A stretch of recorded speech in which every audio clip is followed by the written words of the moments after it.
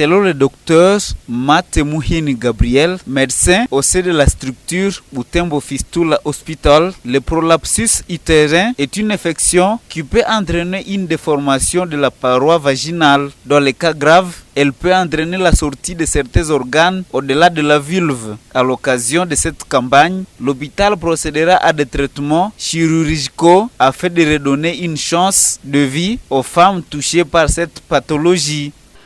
En fait, le prolapsus utérin, c'est une sortie, si on peut définir ça en termes simples, c'est la sortie des organes génitaux à travers la cavité vaginale.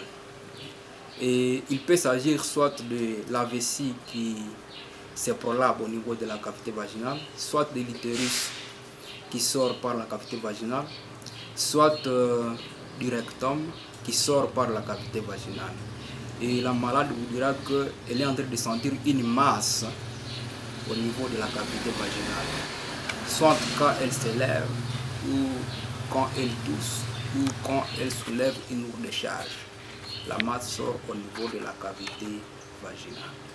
Cause ou facteur favorisant. En fait, ces prolapsus peuvent arriver suite à différentes causes.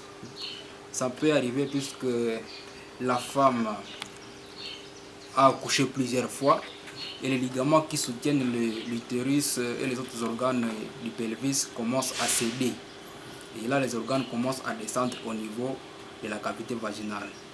Ça peut arriver suite à des manœuvres liées à l'accouchement. Donc ça peut arriver que quand une femme est en train d'accoucher, et il y a des manœuvres qui peuvent se faire au niveau de l'abdomen. Donc les sages-femmes aident la femme à pousser et ça peut laisser à ce que l'utérus se prolapse au niveau de la cavité vaginale.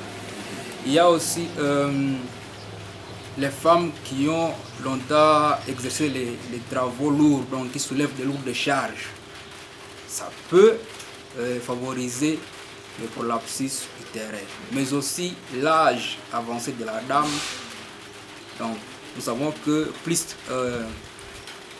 on a l'âge, plus on gagne l'âge, plus il y a des organes qui commencent à faillir et les organes, donc les ligaments qui soutiennent les organes génitaux ne font pas exception, peuvent aussi, donc ces ligaments-là peuvent aussi céder et occasionner les prolapsus des organes pelviens.